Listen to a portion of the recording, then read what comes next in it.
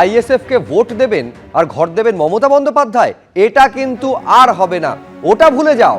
ভাঙড়ের সভা থেকে হুঁশিয়ারি শওকত মোল্লার, আগামী দিনে শুধরে যাও, তাহলে টাকা পাবে। ভোটের আগে নয়, ভোটের পরে পাবে বলে হুঁশিয়ারি দিয়েছেন ক্যানিং পূর্বের তৃণমূল বিধায়ক। সাধারণ মানুষের ওপর ভরসা নেই, তাই হুমকির আশ্রয় নিতে হচ্ছে বলে পাল্টা কটাক্ষ আইএসএফের।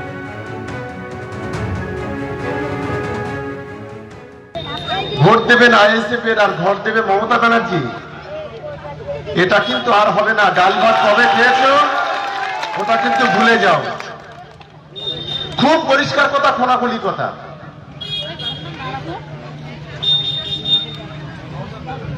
যদি আগামী দিনে শুধরে যাও তাহলেই টাকাটা পাবে। সেটা ভোটের আগে নয়, ভোটের পরে। এটাও বলে দিলাম।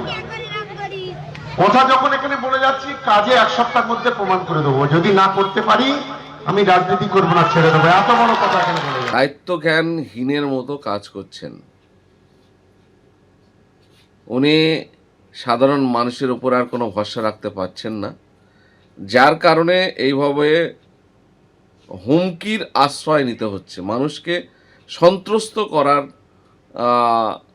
প্রক্রিয়া উনি বেছে নিয়েছেন। প্রতিবন্ধকতা তৈরি করার চেষ্টা করছে, যার মধ্য দিয়ে যাতে সাধারণ মানুষ তাদের আয়ত্তে থাকে, তাদের কথা শুনে চলে, এই পরিবেশ তিনি তৈরি করতে চাচ্ছেন। এটা সম্পূর্ণ হতাশার জায়গা থেকে আজকে সাধারণ মানুষের উপরে ফেথ হারিয়ে এই কথাবার্তা বলতে তিনি বাধ্য হচ্ছেন। অভিনেতা এবং প্রাক্তন তৃণমূল সাংসদ মিমি চক্রবর্তীকে বনগাঁয় অনুষ্ঠানে হেনস্থার অভিযোগ, উদ্যোক্তাকে গ্রেফতার করা হলো। 25শে জানুয়ারি আপনারা জানেন বনগাঁয় মিমি চক্রবর্তীর অনুষ্ঠান ছিল, যেখানে তাকে বাধা দেওয়া হয়, অপমান করা হয় বলে অভিযোগ করেন এবং উদ্যোক্তার বিরুদ্ধে থানায় নালিশ করেন। সেই ঘটনাতেই গ্রেফতার অনুষ্ঠানের উদ্যোক্তা তনয় শাস্ত্রী। মাঝপথে বন্ধ করে দেওয়া হয় মিমির অনুষ্ঠান। তনয় শাস্ত্রী তিনি অভিযোগ করেছিলেন পাল্টা যে অনুষ্ঠানে দেরিতে এসেছিলেন তিনি, পুলিশের দেওয়ার সময় শেষ হয়ে যাওয়ায় অনুষ্ঠান বন্ধ করে দেওয়া হয়।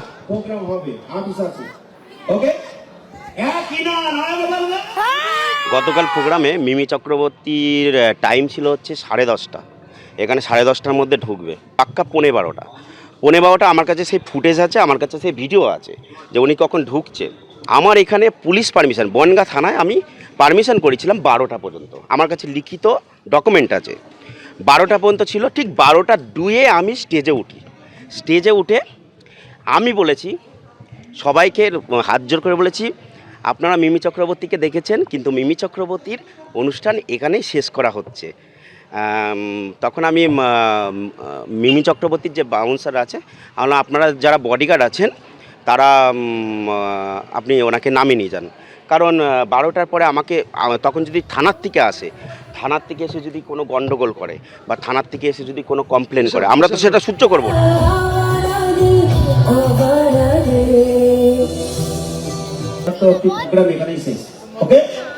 সবাই খুশি তো?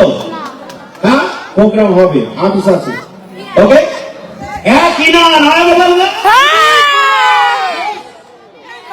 Thank you so much.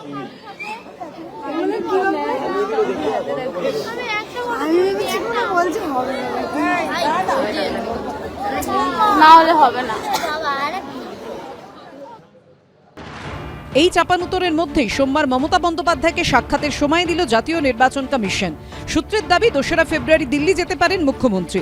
SIR শুরুর পর থেকে এখনো পর্যন্ত জাতীয় নির্বাচন কমিশনার জ্ঞানেশ কুমারকে 5টি চিঠি দিয়েছেন মমতা বন্দ্যোপাধ্যায়, কিন্তু সূত্রের দাবি একটিরও কোনো উত্তর আসেনি। এই অবস্থায় বুধবার বিকেলের বিমানে দিল্লি যাওয়ার কথা ছিল মমতা বন্দ্যোপাধ্যায়।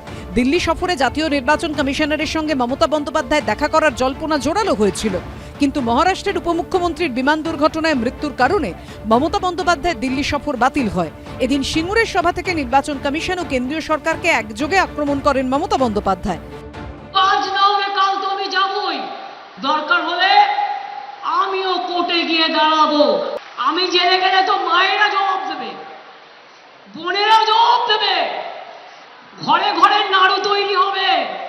আর নাড়ুর সাথে আর কি তৈরি হবে? নাড়ুর অপোজিট কি? মিলিয়ে বলো। নাড়ুর সাথে একটা শব্দ মেলাও। আমি প্রথম অক্ষর বলে দিচ্ছি, ঝয়কার। তাহলে বাংলার মা বোনেরা জবাব দেবে। সোমবার অর্থাৎ 2রা ফেব্রুয়ারি বিকেল 4টে মুখ্যমন্ত্রীকে সময় দিয়েছে নির্বাচন কমিশন। ওই দিন মুখ্য নির্বাচন কমিশনার জ্ঞানেশ কুমারের সঙ্গে সাক্ষাৎ হতে চলেছে তৃণমূল নেত্রীর। 15 জনের দল নিয়ে যেতে পারেন তিনি। আসলে উনি বুঝতে পারছেন, বাংলার মানুষও আশান্বিত হন যে মুখ্যমন্ত্রী এতদিন বাদে নিজেই বারবার বলছেন আমাকে গ্রেপ্তার করলে সবাই নাড়ু পাকাবে, আই ডোন্ট কেয়ার। তোমার কেয়ার করারও কিছু থাকবে না।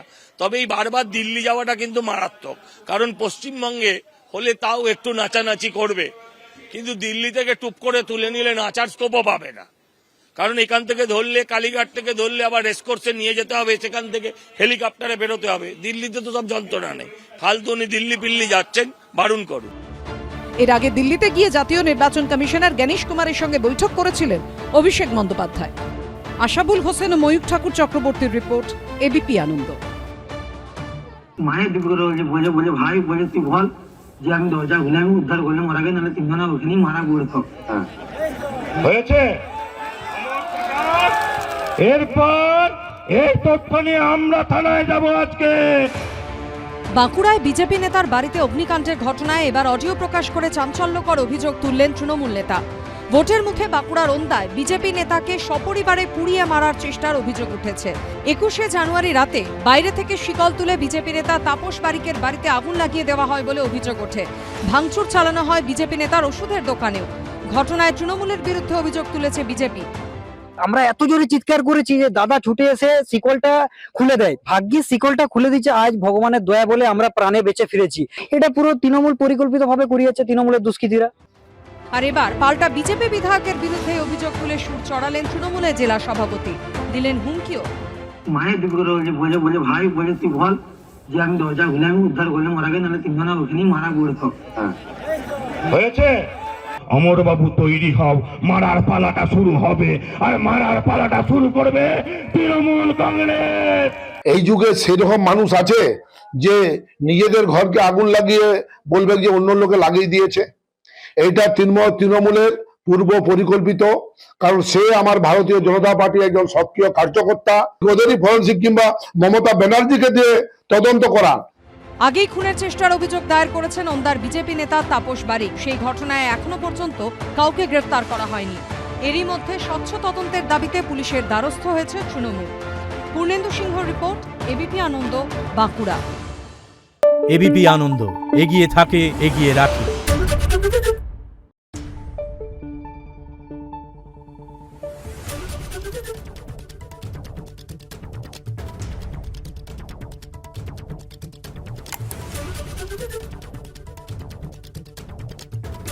Thank you.